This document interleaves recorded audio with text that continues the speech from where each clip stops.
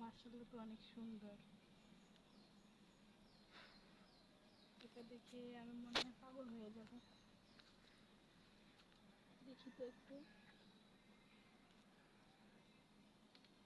কি রে, কোথায় কি, কিছু তো দেখি না। যাই হোক, চেনটা একটু লাগাই দিই। এখানে কি আছে? ও, হাতটা তো অনেক নরম।